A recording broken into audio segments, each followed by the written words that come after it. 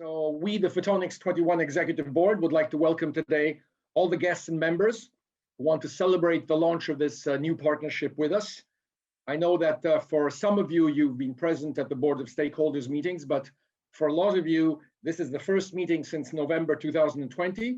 So a lot has happened since then. I'd like to take the opportunity to say thank you to all the support of the past months and years to make this Photonics new partnership a reality. In particular, I'd like to welcome some of the people who are with us today. So first of all, a warm welcome to the 3 Nobel laureates, Stefan Hell, Theodor Hensch, and Gérard Moreau, who supported us unfailingly and enthusiastically through presentations, letters, video messages with the Commission to push forward our agenda, and have invested a lot of this time in doing this. So we thank them a lot. We are where we are also in large part thanks to them. We have some video messages, not all have been able to be present, but thank you for the support. I'd also like to welcome our keynote speaker, Fritz van Hout, who is a Chief Strategy Officer and up until recently board member at ASML, which is one of the brightest stars of European microelectronics manufacturing. And he will share with us his thoughts on the importance of photonics through the eyes of semiconductors from his experience at ASML. So thank you for being with us. I'd also like to thank the European Commission, with whom we've worked for 2 years to bring the partnership where we are. First of all, Lucilla Scioli, Director in DG Connect, representing Director at A, where also the microelectronics and the photonics industry has its home today. And Werner Steinhogen, head of the sector for the microelectronics and the photonics industry unit. And Werner is our operational contact, and in close cooperation with the Secretariat, has helped to ensure that we can finally move forward on the next step in this partnership. And of course, needless to say, I'd like to welcome all the photonics members, stakeholders, and value chain partners who are with us today. So with that, why don't we get started on our schedule, which we'd like to finish in less than 3 hours if possible. Let us get started. And can I ask the Secretariat to arrange for the video of the words of Professor Hell? Thank you. Ladies and gentlemen, it's my great pleasure to send greetings to Photonics 21, the European technology platform representing the photonics community of industry and research organizations. With the launch of the Photonics Partnership, the EU Commission and the European photonics community are opening a new chapter for the future of Europe. There can be no doubt, in Europe, we have the opportunity to turn our scientific excellence in photonics into technological progress to solve the big challenges of our world. The contributions of light-related research and technology are manifold. They range from the production of safe food to enabling medical advances or tackling climate change. There can be no Europe fit for the digital age, no full digital sovereignty without photonics technologies. The same is true for ultra-secure, sovereign, quantum computing-based cybersecurity. In Europe, we have managed to overcome national borders to work together on the grand challenges. Let us now shape the future of Europe together. I wish this initiative the greatest possible success. All the best, and see you soon, hopefully. Wow, that was a short but impressive message, I thought, from Professor Hell. Thank you very much. Let's go on to the message from Professor Hensch, please. Honored guests, dear colleagues and friends, it is my pleasure to welcome you to the annual meeting of Photonics 21. Even if I can do this only by this virtual means, which would hardly be feasible without the tools of photonics. My name is Theodor Hensch.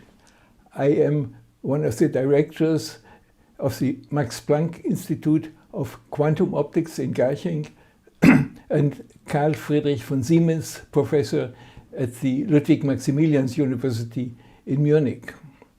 For more than 50 years, my work has focused on lasers and laser applications, in particular in fundamental research. Photonics is becoming ever more important as a key for the future of science and of technology.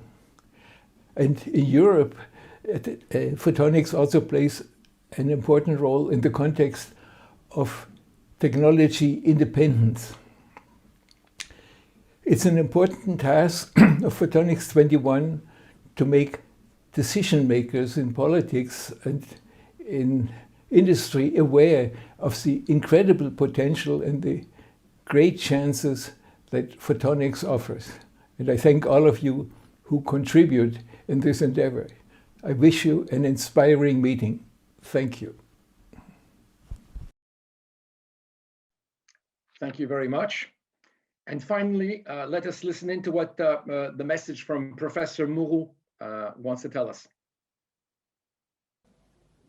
Dear colleagues, thank you for this invitation to address this event on Photonics Partnership. I am very pleased to see that the European Commission decided to start a partnership with the European photonics community. As we all know, photonics is a key to many challenges Europe is currently facing. There can be no Europe fit for a digital age, no full digital sovereignty without photonics technology. We have more than 5,000 photonics high-tech SMEs and a huge number of talented and world-leading scientists across Europe. Bringing them together now in this partnership to jointly address the major challenges of our times is the right thing to do at the right time. For your collaboration in this partnership, I wish you all the creativity and curiosity it takes to generate new scientific ideas and concepts. Also, I wish you the patience and the fortitude to turn these scientific breakthroughs into solutions for the benefit of humankind. So, thank you very much. Have a very nice event.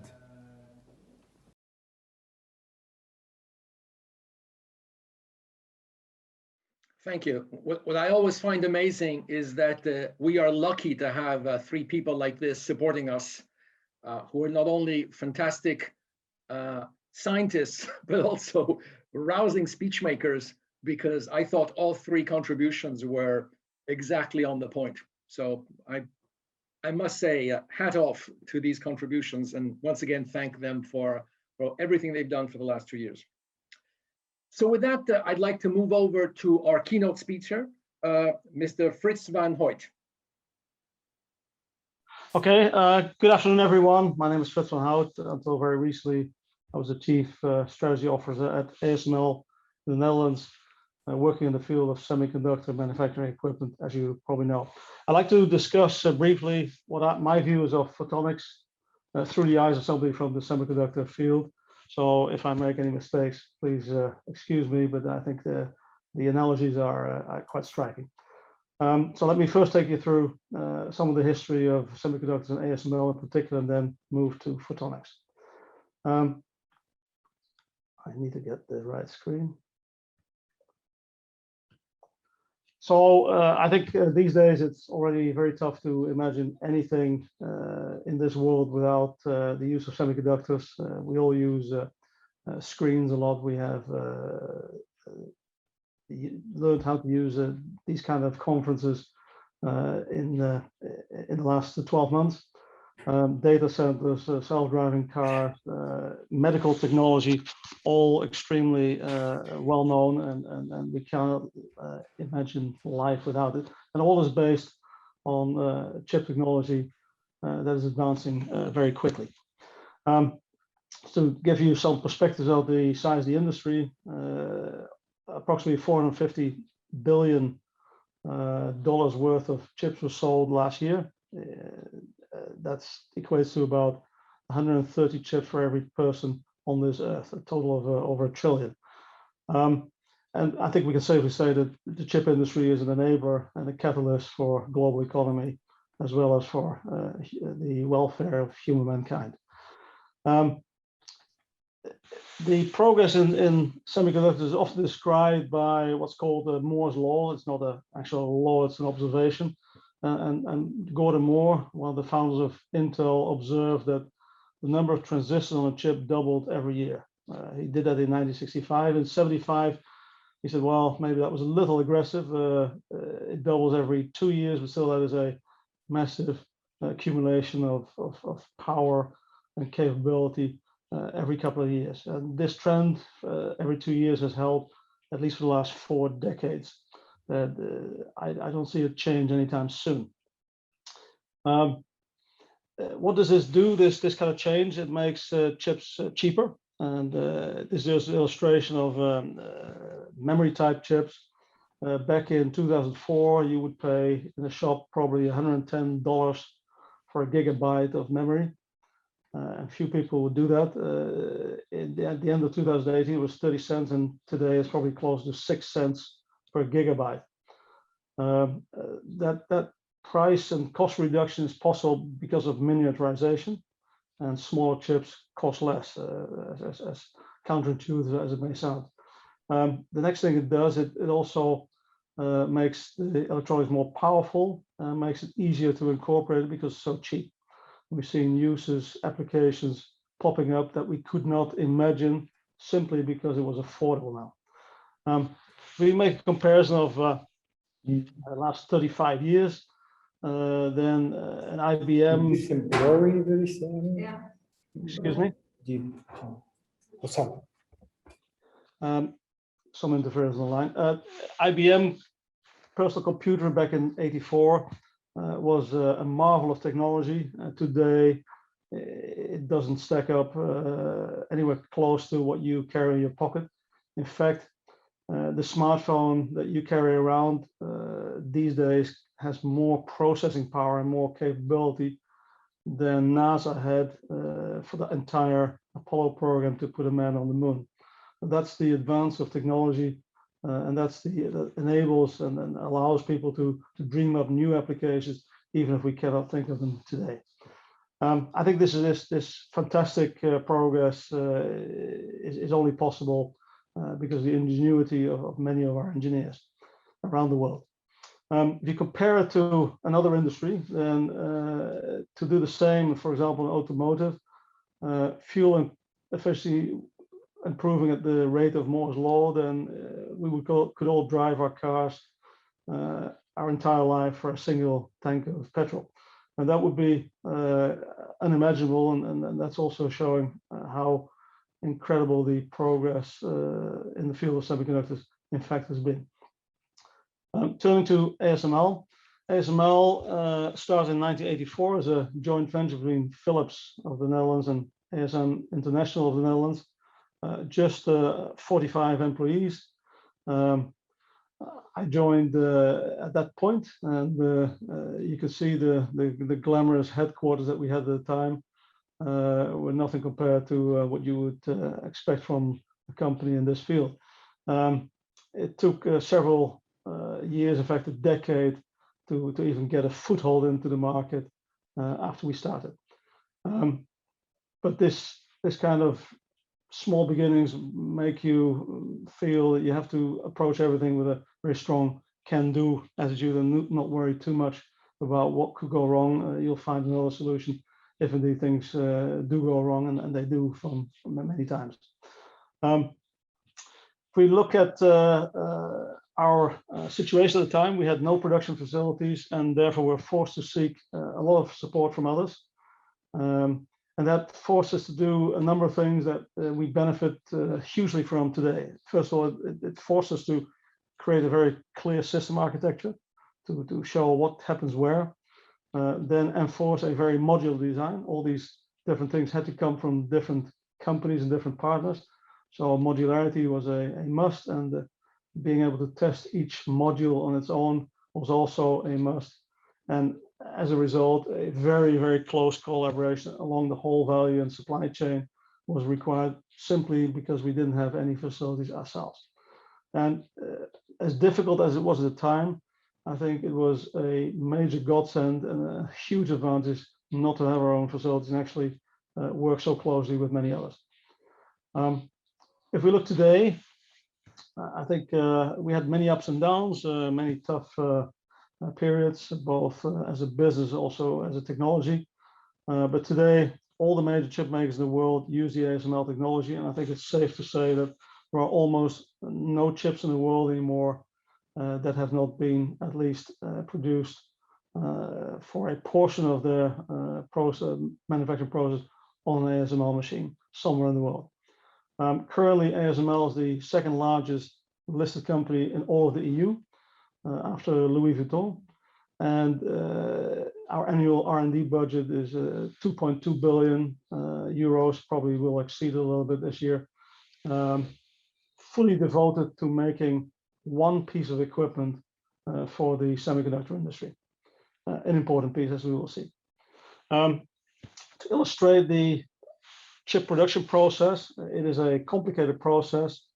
It has a few basic steps which are repeated for every what we call layer in the chip, and a layer in the chip you should see it probably as a floor in a high-rise building, and the total high-rise building is constructed floor by floor, and this is one of the floors, one of the layers in that chip.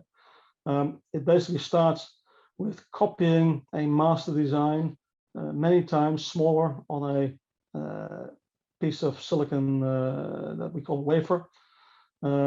It is coated with a light sensitive layer, exposures like old photography, developed just like old photography, and then the ensuing pattern has open spaces and closed spaces, and we can then etch away part of the material, for example, the open spaces, implant materials inside the open spaces, then strip away the top layer of what we just did, and we are left behind with what we either etched or implanted, and then the whole thing, we put a new layer, a new material on top, and the whole cycle can go again. And in this way, we build a 2D structure many times, which then results in a 3D structure. Typically, these days, a chip consists of up to 100 layers, and the total number of steps could easily exceed 1,000. No single company in the world controls all of these steps. No country controls all of these technologies, and therefore there's a strong feeling of and a strong situation of mutual dependency, which makes the system actually work. Moving to lithography, what is the objective of lithography, which we're engaged in? Print as small structures as you can, stack them very neatly on top of each other so that all the vertical connections can be made, and do it very fast. That's our task, and that's what we've been doing for the last 35 years. If we look at this in a little bit more perspective, then on the left, on the right, you see the machine that's used these days to build these chips in lithography. On the left, you see a typical smartphone, and I'll show you the inside of the smartphone and the chip inside. And I hope this works on your line. Various chips in there. One of the most important is the processor. We show you the silicon wafer it comes from, and now zoom in to one of those chips.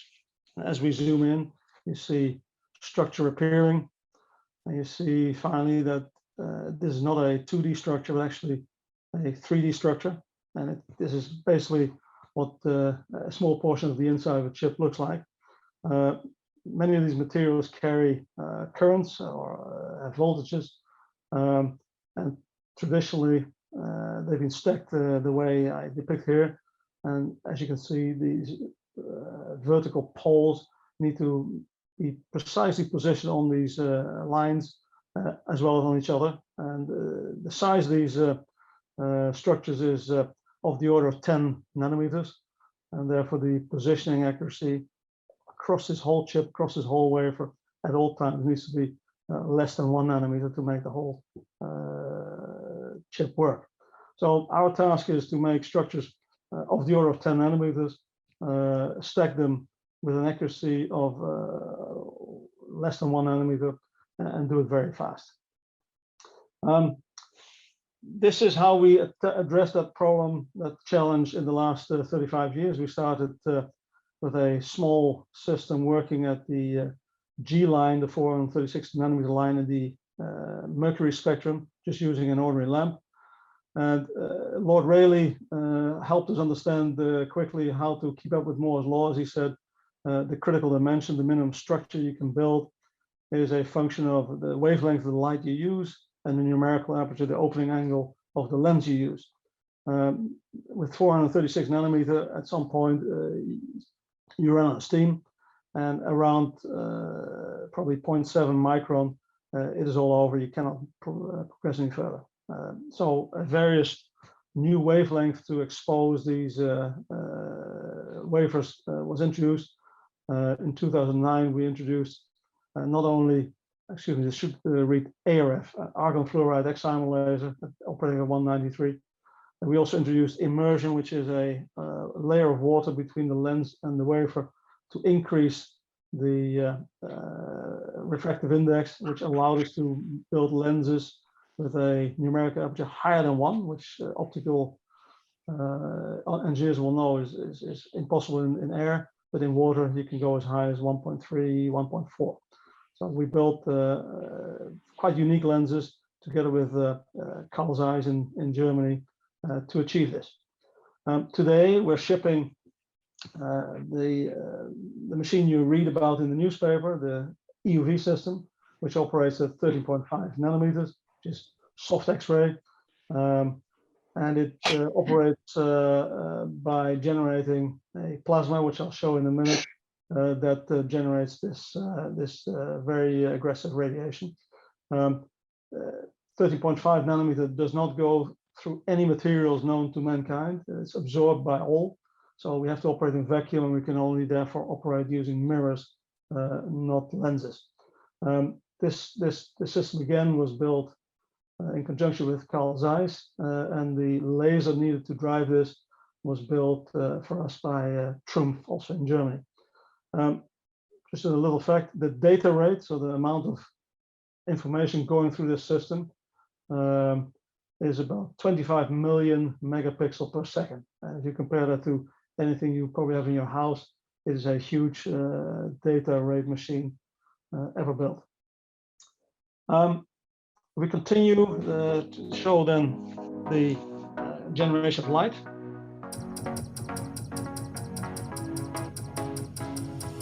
This illustrates the laser light hitting a thin droplet.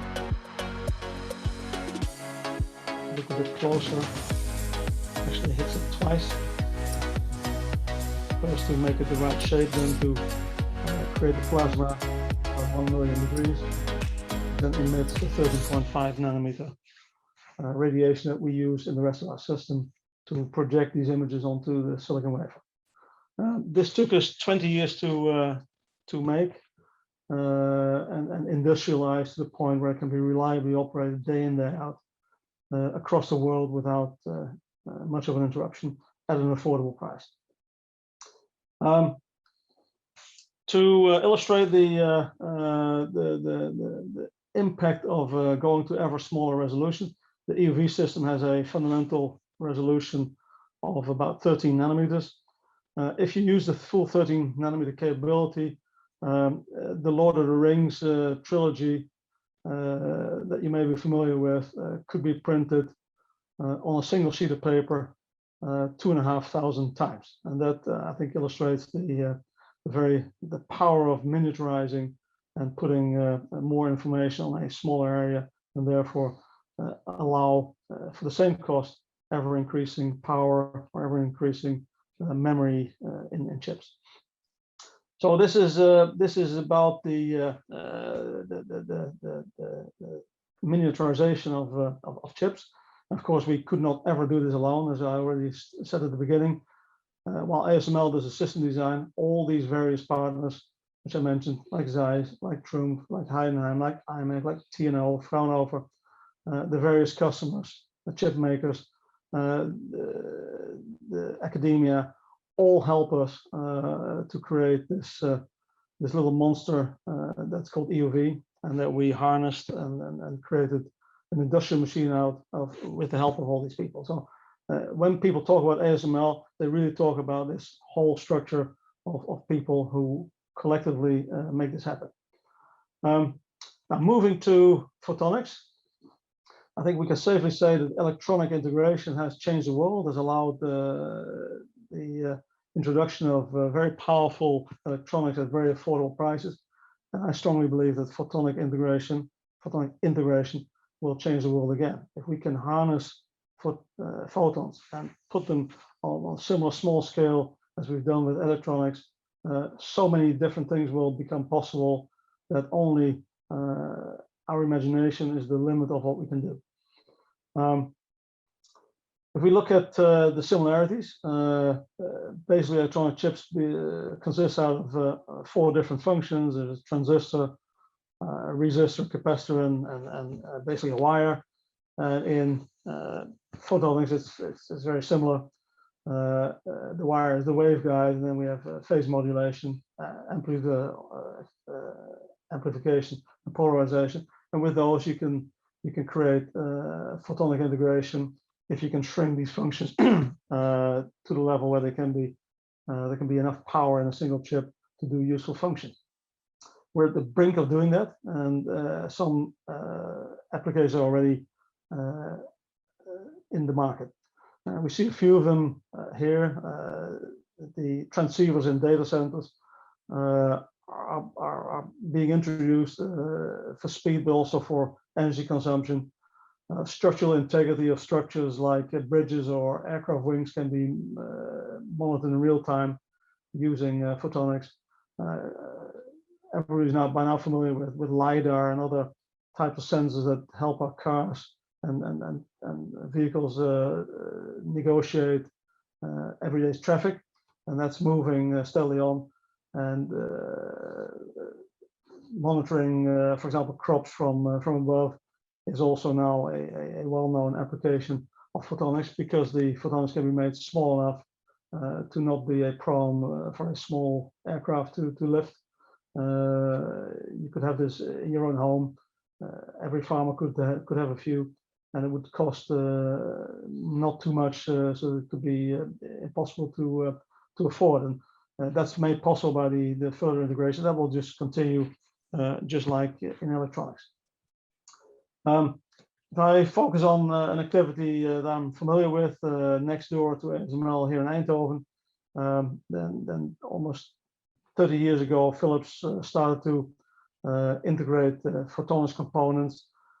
As you see, many companies joined, and there's today a contract manufacturer called Smart Photonics that actually produces wafers on behalf of others, and therefore makes it affordable to make chips using photonic technology. It's been ramped up. There's been several financial injections, and the capacity ramp is currently happening, is being finalized as we speak. Similar to electronics, you cannot possibly do this all on your own. It is too complicated, and therefore a system has been built around this company called Photon Delta. And Photon Delta is an activity based in the Netherlands, but actually with a lot of associated partners, both in the EU as well as international, that help us deal with the various challenges as they pop up. Some are known upfront, some we run into by doing things, and we have to solve them as we reach them. Very similar to semiconductor, and this kind of partnership and collaboration is needed to address the full breadth of all the various challenges that this kind of new technology unavoidably has to solve. And therefore the Photonics 21 partnership fits very well into this mold. There's not one thing, not one company that can possibly do all of this on their own. It's unimaginable, and therefore doing this together is the only way forward. So I predict very positive results out of this if we can find ways of bundling our joint knowledge and joint capabilities in a way that helps us move at the right speed. A few learnings from semiconductors, which I'm sure will also apply to photonics, and this is my last slide. I think system design, a good system design for both the product, right, the platform that you use, as well as the process, this goes across the whole value chain, is absolutely necessary. Otherwise, people do not know where they fit in. Focus on only a few key differentiators yourself. Do them either in-house or in very close partnerships, and leave everything else to others and make maximum use of their specific competencies. Make sure there is mutual dependency, so people naturally stay together, and base your partnerships and collaboration on trust. And trust comes from things like being transparent, being reliable, doing what you say, having a good deal of capability, but also recognizing that the joint interest is more important than your self-interest. If you put your self-interest first, the trust disappears, and most of these partnerships then fail. So going for the joint interest and the joint results will make these survive. And finally, governments, as we already discussed today, need to ensure these systems can exist without major gaps until they're fully self-sustaining. And major gaps not only in science, so having the right and students, having the right faculties, but also innovation. Innovation is the ability to turn technology into products. And remembering this happens in semiconductors every 2 years. It may happen in every 2 years in photonics, maybe every 4 years, but it happens repeatedly. So even when you're done today, you will not be done tomorrow. So this keeps on repeating, and we need to keep on innovating. We keep on making sure that can happen. So many engineers.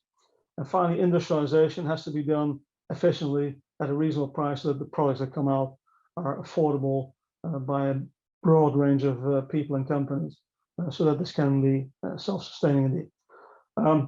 This is my talk, and I hope it was useful to look at photonics from a perspective of semiconductors. Thank you very much. Thank you very much, Fritz. I thought that was an excellent presentation. Actually, I mean, we all know ASML is one of the absolute heroes of European innovation in the field of microelectronics, but also I had never really understood how much you depended on such a large ecosystem. I assumed that you just had this great idea and took it all the way single-handedly all the way to a product, but it looks like there's a big ecosystem around you that you've relied on, which is very encouraging, actually. I agree with you. Nothing important in semiconductors can be done on your own. You can take it from me. And I believe the same may be true for photonics when it grows. Okay, well, we certainly hope to be able to replicate your type of success a few more times, because it's an incredible story. Happy to help. Yeah. So George or Fritz, I've got some ideas. Okay. There are 2 questions in the chat. So one is from Franz Harren. And the question is, at what timescale do you foresee photonic integrated chips incorporated in consumer products?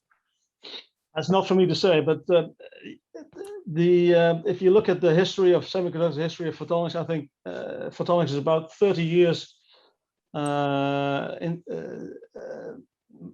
adjusted in time from semiconductors. So first real products came on the market in the 90s. So I think we're at the brink of putting things in the hands of consumers in the next few years, and it could easily grow very fast if we can get the cost down and the capability up, just like has been done in semiconductors. So photonics can decide this by themselves by making things efficient and cheap.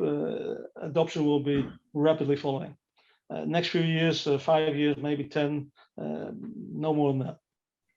Okay, thank you. I mean, we definitely expect integrated photonics in cars pretty soon, in the 3, 4, 5 years.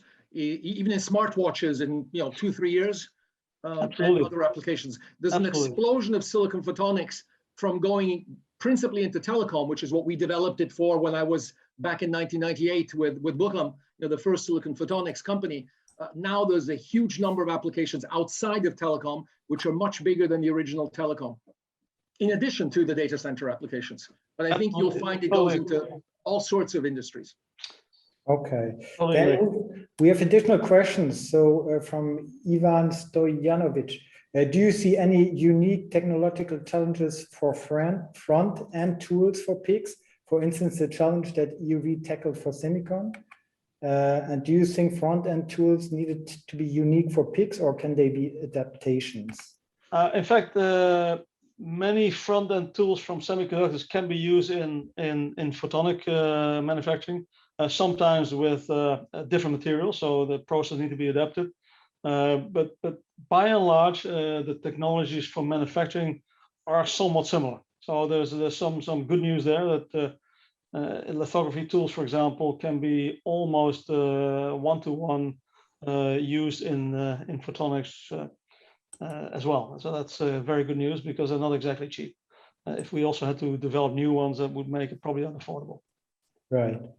And there's another question, and that's more on photon delta.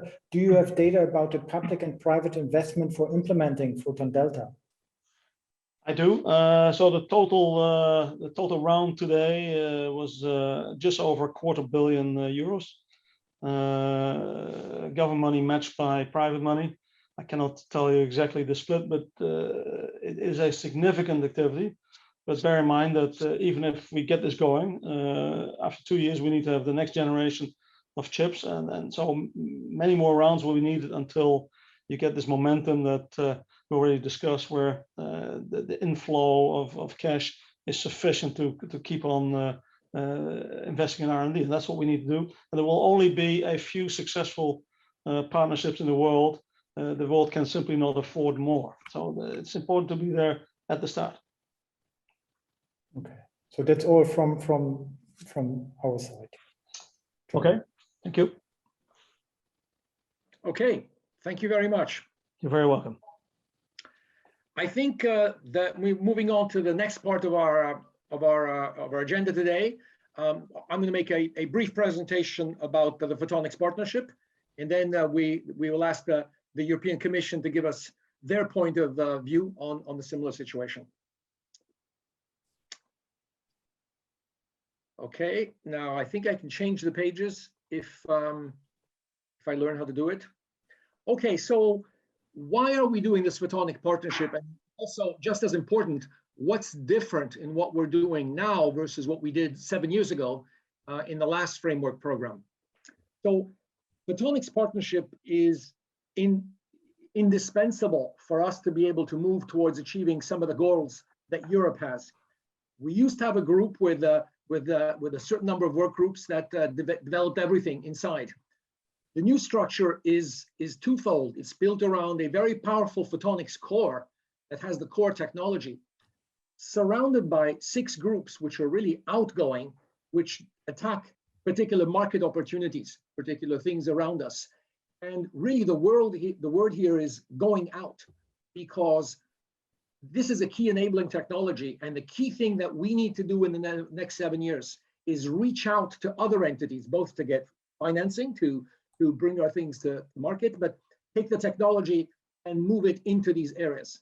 That will allow us to reach the objectives that we as a European group have, which is moving towards things that are more environmentally friendly, achieving the digital transformation of Europe, the competitiveness for the future, which is our jobs, and the technological sovereignty, which has been such an issue in the last couple of years, given all the big disruptions in trade around the world. So this is a new way of working, and it is one that will allow us to stretch out. People can participate both in a market group, outgoing market group, and still be able to participate in strengthening the core. Now, why a Photonics Partnership again? Well, as I mentioned before, what is so critical about photonics is that it really is, the key enabling technology. It is used in so many industries. And I'm always shocked that the average person in Europe is not really aware of photonics, because it is present in so many things.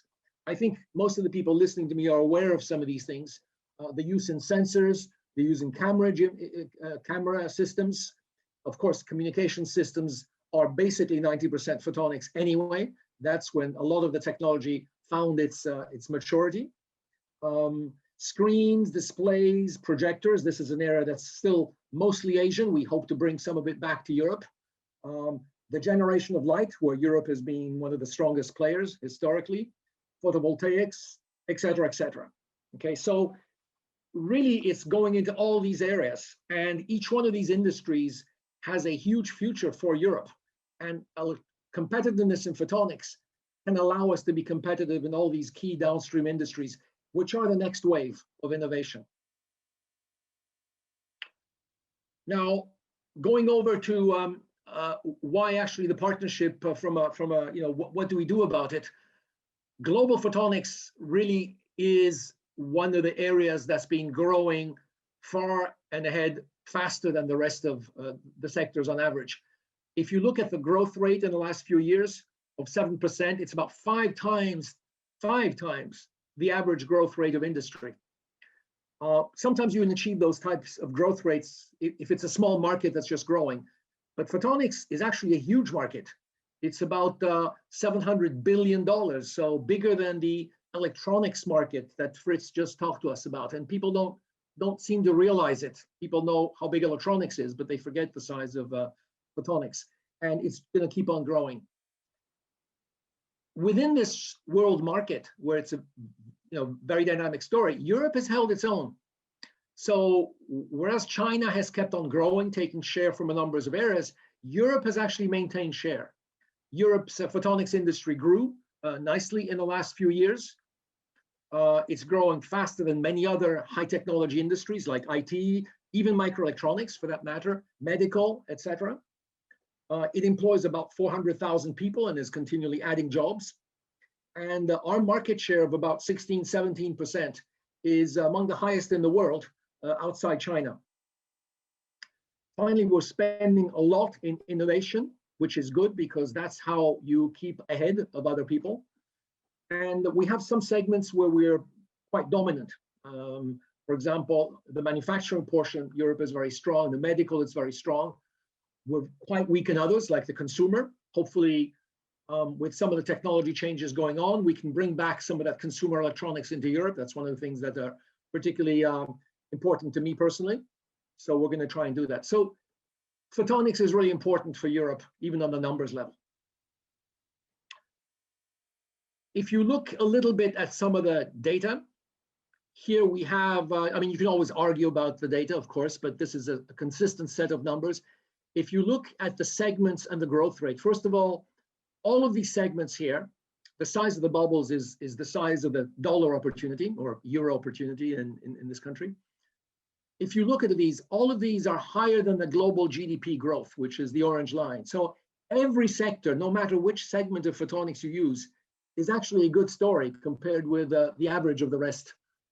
Secondly, you can see that there are some segments like the industry, the instrumentation, where Europe really dominates and has kept on dominating. We're not losing share, actually. When you have 40% share, and we're only a few 100 million people in Europe, you expect that you might lose some share, but actually we've maintained that. And we've got a good presence in some of the others. I disagree, by the way, in the small size of the consumers.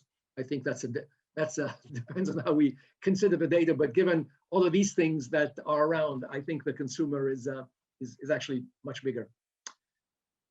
If we go forward, the vertical line here gives a market share. What you don't see is the change in the last few years, but basically the story is it hasn't changed. We have not lost share, whereas many areas of the world have lost share given the huge investments going on in China. Europe has held its own. We continue to be strong in industry segment, in instrumentation, and so forth. This other chart is basically saying the same thing as the chart 2 pages ago, but instead of in percent with absolute numbers, you can see the size of the segments and the growth rates. And what strikes me is just how big the growth is. On an absolute scale, you can see the delta between the light blue and the dark blue, that this is all additional value creation that we can grab. This is global, of course, up to us to grab it and bring it back. But if it's a growth, may the best one win. That's the game we're playing in. If we now look at the partnership, we've had, let's be honest, a big fight in the last 2 years to try and find our place in the sunshine. At the beginning, it was not clear that Photonics would even be listed as a partnership. We were strongly advised not to try and do it. But we felt very strongly, we went to battle, and that was achieved. We do have a partnership. It was, in fact, officially signed this morning in the ceremony just after noon. Secondly, we wanted to get our own section and just not be bundled in with other programs. So there was a portion of the money allocated to us, and that's what we call independence. And we achieved that. We are now part of the Pillar 2, Cluster 4, explicitly broken out. So we have a identified name, identified budget. Thirdly, there was an importance on significance, trying to get sufficient number of orientation topics, and we achieved that as well. And lastly, on the budget, you can't win them all. I think it's a huge step back for Europe, the fact that the budget is not as big as what the potential of this platform would have justified in the way of European competitiveness, but we fought that story. There's a lot more budget available. We now need to look forward, make ourselves excellent, and go out and grab it. It's not earmarked for us, but it is available, and we have to go and get it. So where are we? If you look at Horizon Europe, which is a huge entity, you look at Pillar 2, we fall under Pillar 2. If you look inside the Cluster 4, you will see there Photonics explicitly broken out. So that's our home in the new program.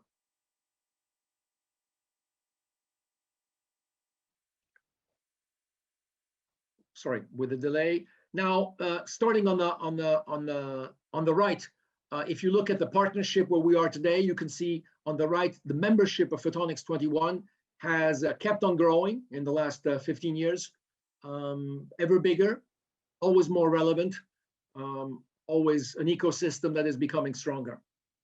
If you look on the left, if you look at the funding has basically followed our ambitions, except for the next few years, it will not be the case. But again, the message now is let's look forward and go and find the budget additional that we need to make this into a big success from other areas where it's not yet earmarked. So we've got a basic amount earmarked, but there's at least 2 times more, if not 3 times more available elsewhere. So we should go and get it. And if you look at the objectives and what we want to accomplish, we want to foster a continuous synergistic development of key photonics technologies. This is what Fritz was telling us about, which is work with the ecosystem, make sure all the parts are aligned. We've always done that extremely well. There's no reason why we cannot do it as well in the next few years. Push for the rapid diffusion into the various segments. This is really the story of the next 7 years. We have built a completely new structure of photonics aimed at outreach, because the photonics, the success depends on pushing it into all the other markets, all the downstream markets. And that is really the name of the game for the next 7 years. So fully exploit the potential for photonics for digitization, for environmental improvement and health by providing the key components, politically securing our technological sovereignty. As I mentioned, after what happened in the last couple of years, this is very important. I think everyone wants to feel a sense of controlling one's destiny, and clearly raise the international competitiveness of Europe's economy, which is what's going to create the jobs for the future for all of us. So that's where we are today. It's the beginning of another big adventure, and I think everyone is very motivated to go out. So thank you very much. That's a little bit of our view of where things stand. Are there any questions on our presentation here? So no questions so far. Okay, perfect. So with that, I'd like to introduce Lucilla Scioli from the European Commission, DG Connect, for the next presentation. Over to you, Lucilla. Thank you. Thank you very much for inviting me to speak to you and to this audience today. And I'm very glad to be here because, of course, first of all, I need to congratulate you for the achievement of signing for the PPP on photonics. This was signed with the European Commission just moments ago. And so I think this is a big achievement. And after a lot of fights that Giorgio has already reminded of in terms of budget, but also for finalizing the memorandum of understanding. So it is been, it is always a complicated path. So you really deserve a lot of congratulations from our side for being able to really sign on time the partnership in Horizon Europe, and also been, always ensuring great cooperation in the group that has been working on the memorandum of understanding and has followed all the steps that were necessary to achieve this moment. So Giorgio has already spoken about the budget. He has already complained about the budget. Of course, we wish it was higher than what it is now. On the other hand, we have explained, and I think Giorgio has explained as well, the fact that the budget, there is more budget that is going to be available not only in Horizon Europe, but also in other parts of the program. Meaning that, for example, under healthcare or under microelectronics, for example, there are possibilities for the photonics communities and for further commitments and further projects. But I think that the budget is not the full story. I mean, it was explained now how important the sector of photonics is for our economy, and how important is the public-private partnership, not only from the point of view of research, but I think that the private-private partnership also has additional roles. For example, Giorgio was mentioning the fact that a lot of people don't know what photonics are, what photonics is. Well, actually, we need to communicate more about photonics. Of course, we need to communicate more about our research projects in general and the results delivered, but we also have to maybe make use of the partnership also to communicate to the layman, so that really people know what photonics is when this is mentioned.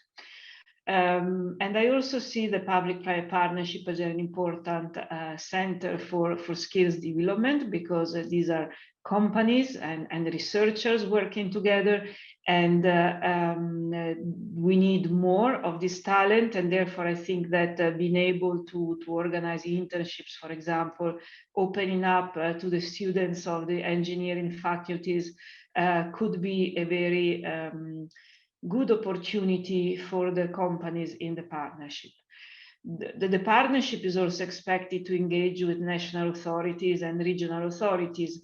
In fact, under the program also during the past years, we had excellent examples of networks of digital innovation hubs, which can be financed not only through the research program, but they can also be financed through regional funds and the recovery fund, for example. So very important to keep on talking to public authorities at the national level and the regional level, and be able to mobilize also complementary funding. And finally, I mean, or maybe very importantly, I think that the partnership should also work to develop an industrial strategy for the sector. I was listening earlier to the presentation that was made by ASML and the whole ecosystem they have created around them. And I think that the idea of the ecosystem, or the related idea of the value chain, can be very important also in photonics. You have just published a very good report about your global position in the market, about the segments where you excel at. But I think it would also be important to see exactly how all this is located across a value chain, and that we could really work on the strengthening of the value chain, on the identification of weaknesses, and work together also with the user companies to really strengthen your industrial strategy. Now, photonics has always been considered like a key enabling technology. And as a key enabling technology, of course, it touches also to other key enabling technologies and to other technologies in general.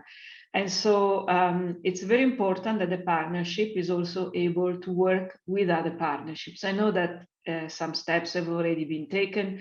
There has been a workshop on silicon photonics with the KDT joint undertaking, or with the industry associations that will be part of the KDT joint undertaking, which will be launched before the end of the year. And I think that's a very important step. There's been also another workshop on quantum flagship for the photonics integrated circuits for quantum technology. And I know that there is a paper that you are jointly preparing. And finally, you have taken very active steps with the European Partnership Made in Europe. We have now a joint call in the Horizon Europe work program this year, still this year. And so these are collaborations that must be very fruitful because they offer new opportunities of funding, but especially they offer new opportunities of exchange of ideas for the research program. And of course, we will be relying very much on you for the identification of the topics to put in the work program.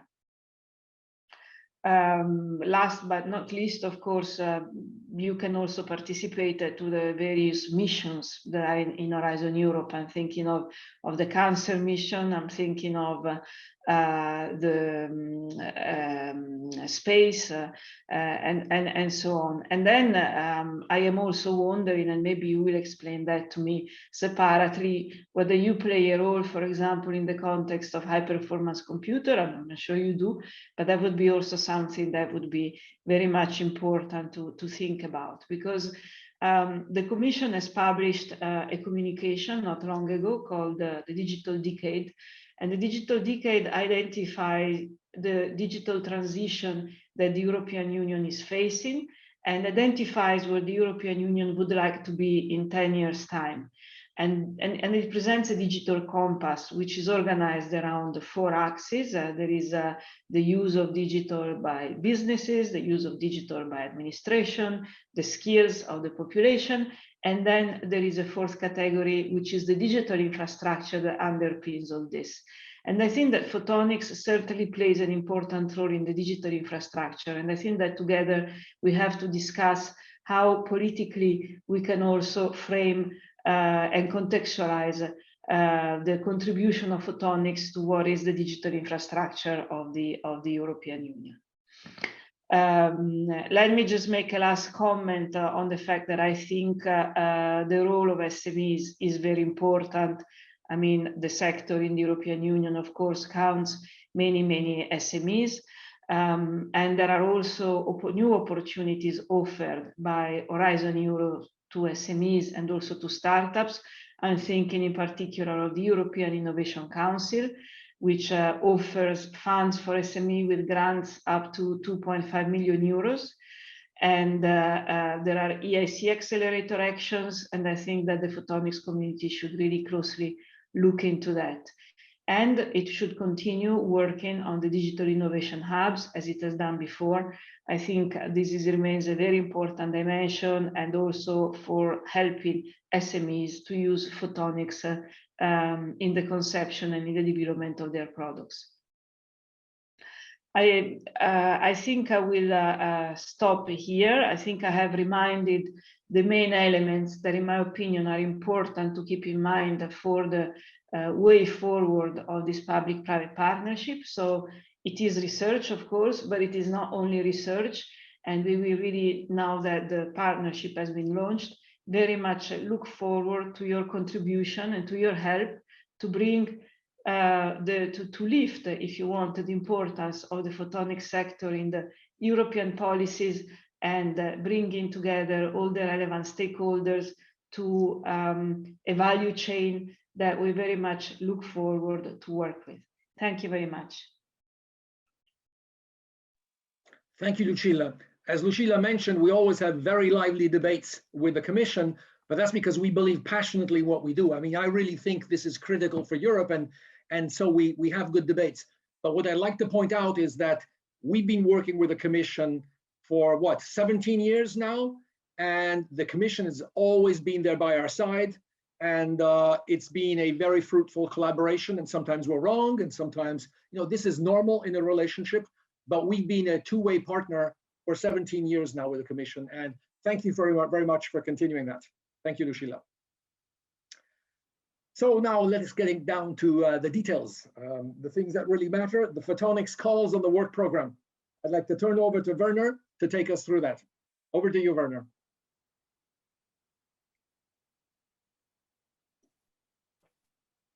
Many thanks, Giorgio, and welcome to all the stakeholders. I'm really happy that we are now there and could launch the partnership. As Lucy, my director, pointed out, I will share slides. Just a sec, searching.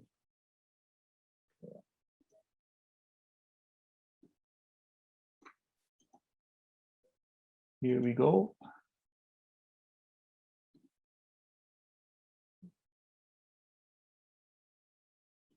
Takes a moment. Can you see my slides?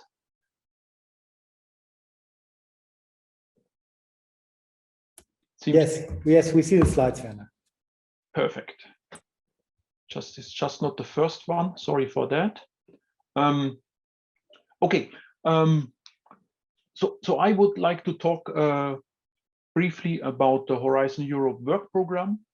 So it's of course an essential part of the Photonics partnership. It's not the only part, but it's certainly an important part because it enables you, the researchers who are active in the field, to go and do collaborative research. So the good point is the Horizon Europe budget has been adopted. This happened in June, just a few days ago, I think in the last week. And you might have heard it already from the RNI days. There's a total budget of close to 100 billion euro. And a big chunk of it, more than half of it, is reserved for the global challenges and the European industrial competitiveness. And this is the so-called Pillar 2. And this is where also the photonics activities are located. And in the next 2 or 3 slides, I kind of zoom in that you know which work program, so to say, to look at and where the photonics activities are positioned. So in this Pillar 2, industrial competitiveness, there are 6 clusters. And cluster number 4 deals with digital technologies, with industry, and with space. And it has the largest share of about 15 billion euro, together with climate, energy, mobility. So this is, and Justice Cluster 4 has a work program. You find a dedicated work program for this cluster. It's quite large, sorry. It has 500 pages, and I will show you where to look. This cluster 4 is again categorized in so-called destinations. There are 6 destinations, and one destination is called, the 4th one actually is called Digital Emerging Technologies for Competitiveness and Fit for the Green Deal. And here you have the familiar technologies. You have microelectronics, you have photonics, you have low power processors, and you have 6G, so new networking technologies, also AI, robotics, quantum, and graphene. So that's certainly the interesting destination to look at. And here I come to the call topics, which we are going to call in the upcoming work program 2021-22. I'm just reading the titles here. So there's a call on optical communication components in 2021. There's one on multi-sensing systems in 2022. There's another one in 2021 on photonic integrated circuits. We heard in the keynote of Fritz van Hout that this is going to become a more mature technology, which will see applications quite soon. So for us, it's important to have this activity here. And we have a fourth topic, laser-based technologies for green manufacturing. This is actually a shared activity which we share with the partnership Made in Europe. And in the next slide, I will show you also just a flavor that there are also other opportunities in the Horizon Europe work program. Lucilla mentioned already the joint undertaking KDT, which stands for Key Digital Technologies. In this one, there will be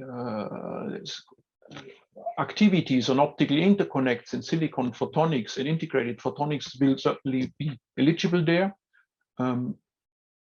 So that's a possibility. Then in the clusters who deal with mobility, automotive or space, there are possibilities for photonic sensors and LiDARs. Then quantum technologies, you will see that in this destination emerging technologies I just showed you, there's quite a number of core topics which relate to quantum technologies. Very often they involve photonics, and an interesting activity might be to link photonic integrated circuits to and build quantum devices out of this. Then we heard about the health partnerships. So medical equipment very often relies on optical technologies. And last but not least, and already mentioned by Lucilla, is the European Innovation Council, which is something new with a much larger budget than in Horizon 2020. I think in total it's 10 billion euro. And there you find activities to scale up SMEs in high-tech, and certainly photonic is a high-tech area. So this is something interesting as well. In the next slides, I will go a bit deeper in the different photonic core topics, but I don't want to bore you, so I will just sketch a bit what we are going to call. The calls have opened actually in 22nd of June. It's not written on the slide, but some of you might have seen already the work program, and they will close in October, I think around the 20th of October. In this call, which you see on the slide on optical communication components, we talk about innovation activities, so which go a bit higher in the technology readiness levels. You see on the right-hand side, they go up to 5 to 6 in the technology readiness level. So demonstration in a relevant environment. The budget is 26 million euro. And very quickly on the expected outcome, so that's our new word for impact. We are after communication, so data communication, which is reliable and has low latencies with guaranteed service quality. And they could be applied, for example, in the digital transformation of industrial processes. And the congestion of data in this data communication should be reduced, and other outcomes. You can read them. I don't want to go into detail at this stage.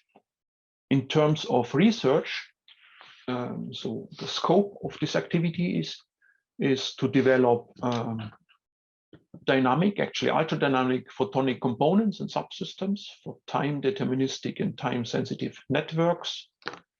They might use, for example, new optical wavelengths bands or space division multiplexing. They might use new integration schemes, optical switching, and new switching paradigms. And the solutions that are developed in these projects should enable ultra-dynamic reconfiguration of the optical layer.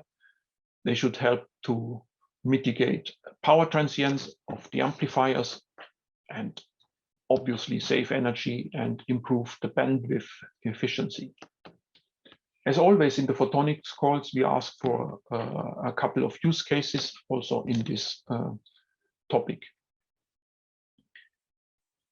The next one I want to talk about is actually not this year, it's next year. It's a topic on multi-sensing systems. with a budget of 48 million euro. This one is for research and innovation activities. The TRL technology readiness level should go from 2 to 5.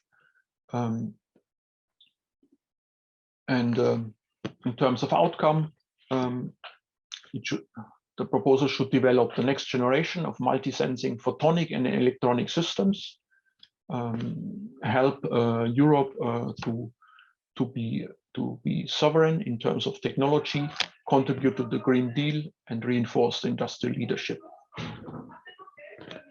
The scope is to have breakthroughs in sensor systems by combining actually different technologies. So the development of components, the system integration, the packaging, the cost-effective manufacturing is important. Also the data acquisition and data processing, and methods to interpret the amounts of sensory data that come via the systems. We are after a modular approach where the components can be interchanged and operate in a platform environment. And what is kind of mandatory in this call, the sensing functionality should build on technologies related to light. That's clear, because it should contribute to the Photonics Partnership. But these technologies can also be combined with others, which are helpful in to build a sensor. So it could be microelectronics, it could be micro nanomechanical, it could be biochemical technologies, microfluidics, and others. Then I come to the third photonic topic. This one will be about photonic integrated circuits. The budget is 39 million euro. It's again for RIAs, and the technology readiness level is from 2 to 4 to 5. Expected outcome is, of course, to develop these photonic integrated circuits and devices, and to help industry to become efficient and to become competitive in photonic device fabrication. So the manufacturing aspect is important. And it should also help this program to lower the barrier for the users of such photonic integrated circuits, and in particular for high-tech SMEs. In terms of scope, we are quite open what concerns the application. So it could be in the biomedical field, healthcare, it could be in environmental or industrial. The idea is always to enhance the functionality of what exists and the spectral coverage. And this could happen through research on the design, on the integration, on the fabrication, on the assembly and packaging technologies. Also, the co-integration of photonic and electronic components is desired. There should be 2 use cases in applications in that activity. And again, as a little bit like in the initiative before, the idea is to establish integration platforms that help user companies with the uptake of the technologies. Now I come to the last topic that belongs to the photonics family. It's about laser-based technologies for green manufacturing. So we kind of switch gears now. We talk now about very powerful lasers who can cut or weld or do other things in production environments. It's a call for RIAs, research and innovation activities. Budget is about 26 million euro, and the technology readiness level should reach 6. So again, demonstration of the technology in a relevant environment. Here the expected outcome is to strengthen European industry as a leader in agile manufacturing and also green manufacturing through the application of laser-based technologies. And an emphasis is on making the production more agile, so switching from one lot to the other. It should be simple to reconfigure the tool, and it should be very efficient to control the tool as well through data exchange. And the third outcome is that the resource efficiency should be improved by 30% compared to the state of the art. In terms of research, this topic is about integration of high power lasers and tailored beams, but also a quality sensor and real monitoring systems, so that the tool is really usable in a manufacturing environment. The technology should be demonstrated in 3 use cases, and the research should either build on existing standards or contribute to standardization. Also important is the interoperability for data sharing. And last not least, a strategy for skills development should be also presented. That was it actually. So please really look at the work program. And maybe you have immediate questions. I can try to answer them right now or later. Many thanks for your attention. And with this, I go back to Giorgio. Thank you. It's nice to get all the detail of what's actually coming. Cool. So questions for Werner. So far we received no questions. Well, one question whether we can share the presentations, and I assume that the presentation from the European Commission can be shared, right? Yes, it can. Yeah, there's no point having calls if they're not public. So I mean, we have to assume that what Werner showed is meant for wide dissemination. Yeah. But just a question to the or let's say question to the audience. So this is the right time to pose your questions. So you have the unique opportunity to talk to somebody from the European Commission and clarify some open questions. So I think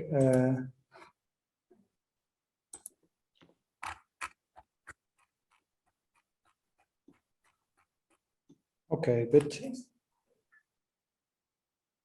no questions. There is a question that I see coming in. Is quantum in the chat? Oh yeah, I see one. Yes.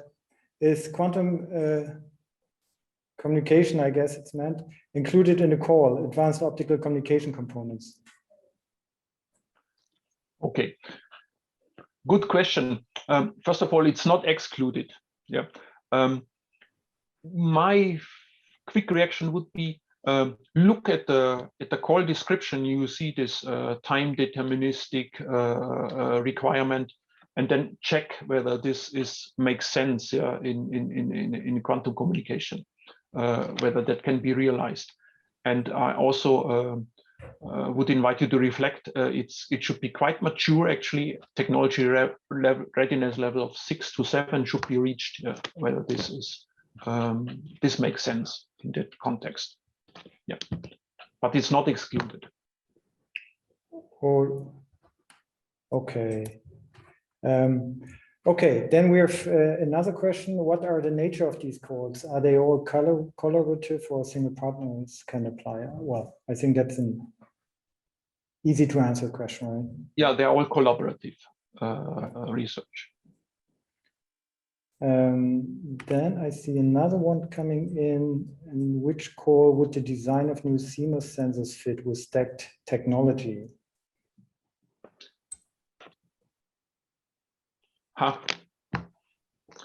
This is a bit. For this one, I would first invite the colleague who asked the question to really look and go through these calls and check yourself, yeah, and see where you make the best fit. Probably it's about integration, yeah. There's also a sensor aspect. So we have a call on integration, on photonic integrated circuit. We have a call on sensors, but it's up to you to tailor that. Okay. Bojan asks, when is the deadline for 2021 calls, laser-based tech for green manufacturing? I think it's the same deadline as for the others. It's not to say something wrong. It's in October, around the 20th of October, to be checked in the work program. Yeah. All what I'm saying is, of course, what counts is the work program, and I might make mistakes and. Yeah, but I also recall it's around the 20s. So another anonymous question, the calls look obviously very specific. Is there any possibility for more explorative or lower TRL photonics activities? And for this, I would recommend to look at what the European Innovation Council does. They do have Pathfinder calls. And the Pathfinder calls, they look indeed at low TRL. And there's a chance to have more exploratory activities. In photonics, as we started the Photonics Partnership, and we saw in the speeches the importance that there's something on that industry, that is the gap to industry is as small as possible. So the industrial players should be able to use that. And this is why we go for more, not go for exploratory calls. So this is something for the European Innovation Council. Then we have a question on the UK participation. So that was keeping the European Commission busy, I think, for quite a while. So any clarity about the UK participation in the calls? Yeah, under the condition that UK is an associated country, which to my knowledge is the case. In the calls I just pointed out, UK can participate just as a normal partner, like for the other associated countries. Yeah, I think the major discussion was anyway on the space and quantum calls, right? But as far as I know, also here a solution has been found. But that's not the topic of our event today. So then Marcus Brunner asked, what is the relationship between those calls and the smart networks joint undertaking? The smart networks joint undertaking looks more at the system level, and you can see, and the call topic we have is more on the component and subsystem level. So kind of providing technologies that can be used in the networks of the future. Mm-hmm. And Francesco asked, what about the FET calls? Will they still be part of the EU 2021 program? Yeah, I hinted to that already. The European Innovation Council Pathfinder calls can be seen as a kind of a successor for the FET calls. So they are not exactly the same, but spirit-wise they are similar. And this is the place to look for if one is interested in that type of research. Okay, I think I do not see any further questions. Many thanks for responding. My pleasure. Thank you very much, Bernard, for being with us. Excellent. It's been my pleasure, Giorgio. As always. Okay, so now we get to the last item on our agenda for today's meeting, and it's good. I think we'll be finished early, which is excellent for everyone. So, Marcus, I think you will take us through the implementation of the Photonics Partnership. Yes, will be my pleasure. So we are now talking about the more concrete things and what's ahead of us in the upcoming weeks and months. We're talking about how we would like to set up and how to run the new partnership, and also how to involve the broadest possible community in this process. So you have seen a similar picture already today. So you have been informed that the new partnership will take a completely new approach with this application-oriented fields and also the core photonic work group. I want to show you that we already started actually. So Werner mentioned that there is already a joint call with the manufacturing sector. So it's now called Made in Europe. There is a, let's say, activity going on with the quantum flagship for, well, about well, 10 or 11 months now. So there is a focus group has been established between the Quantum Flagship and Photonics 21. It was started by the board of stakeholders, actually. And there was a quite successful workshop some months ago where we had more than 200 attendees, and it was on quantum peaks. So the topic we heard several times already about, peaks. And so there is now a position paper currently being finalized, and we're starting discussing what we can do together. Probably also in view of joint or coordinated calls. Then only recently, Photonics 21 participated in a workshop of the so-called Key Digital Technologies joint undertaking. That's on microelectronics and software, and there it was also about silicon photonics and integrated photonics. So, but what I wanted to tell you is we have started to work, but there's a lot of work ahead of us. So we are now reaching out to other sectors, and we want to partner with these sectors and want to come up with roadmaps. Sectorial roadmaps, so not a huge roadmap, so 60, 80 pages or so, but short and crisp roadmaps where clearly is defined where photonics can make a difference in these application-oriented sectors. So what's new in the structure? I mean, you have seen the new approach, and this also has implications to the structure for very obvious reasons. So we have now 6 application-oriented work groups. They work close together with these end user communities. I've just shown a few examples. So we want to drag in new stakeholders from the end user community in our activities. We develop collaborative roadmaps, and these application-oriented fields will come back to our core work group with requests. So they tell them, okay, this is needed in these application areas, and the core work group is asked to respond to this and think about what can be done, what core technology developments are needed. So the core remains a very, very significant part of the new partnership.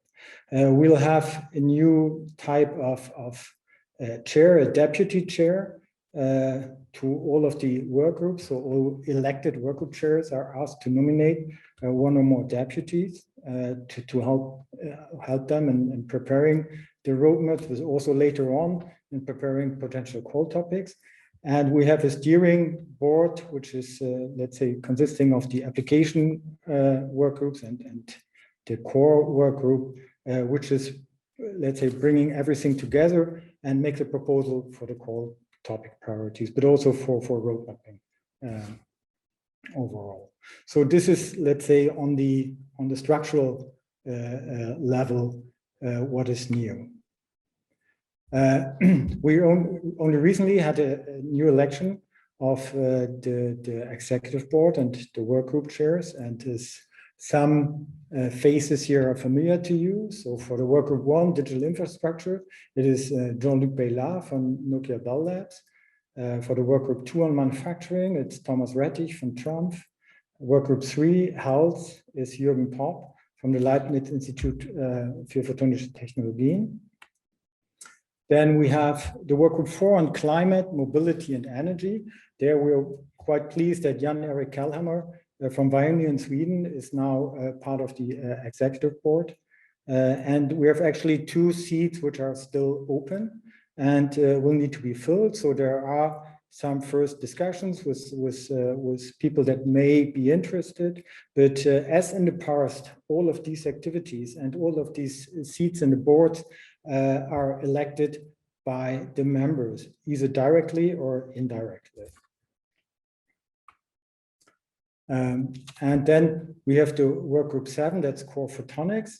And here Mike Whale, which is a known face to all of you, I think, accepted to stay as a work group leader. And then we have our Photonics 21 vice president, Giorgio Nania, which is in this meeting, and we have Hugo Thiempaun, Jaap Lombers, and Peter Zayats. So, and now all our ideas have to come, let's say, to some tangible outcome. And the planning for us, and we started planning, or we look when do we need to deliver what. And as the European Commission is starting to think about the work program 2023-2024 already beginning of next year, we should be prepared to implement a process which gives a result by then. And our planning so far is that in the second and third week of September, we are starting with these application work groups. And as a result of these first workshops, first drafts will be compiled and prepared. The application work groups present their priorities to their, or the first outcome of the discussion, it's probably better phrased, to the core work group. And from this, the core work group by mid of October will come up with an overview of core priorities that could be derived from them. From this, the core program steering board proposes a first list of priorities to the executive board. And the executive board is consolidating this list, and in the end will make a proposal to the board of stakeholders. And the board of stakeholders, again, as in the past, will decide then on the core priorities, and this will then move on in the process to the so-called partnership, which is consisting of the European Commission and the Photonics 21 Executive Board, and there the topics will be discussed. And just for those who are new to Photonics 21, I think I should explain a little bit how Photonics 21 is organized. So the members of Photonics 21 will be asked to elect the board of stakeholders. So that's the main decision-making body of Photonics 21, and the board of stakeholders will elect the executive board members. So this will all stay as it was in the past. And here is how you can become a board of stakeholder member or even executive board member. So we'll have an election upcoming. So that's the election for 2021, and you can participate either as a voter, so as a member of Photonics 21, you can vote, and membership is free of charge, as you know. But you can also put yourself up as a candidate for the board of stakeholders. So we'll start this process mid of July, and between mid of July and 25th of September, you are asked to put yourself up either as a voter or as a BOS candidate.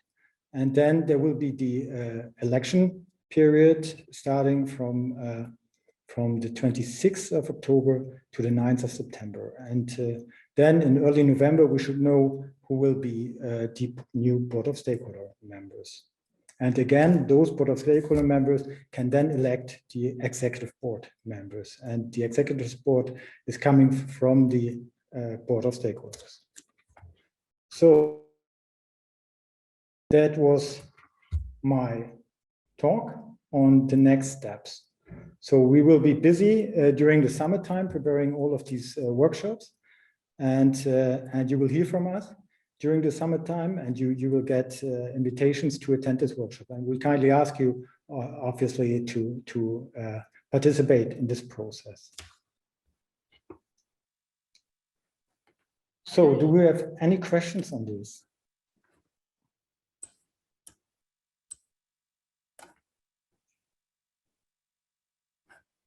At least I don't see.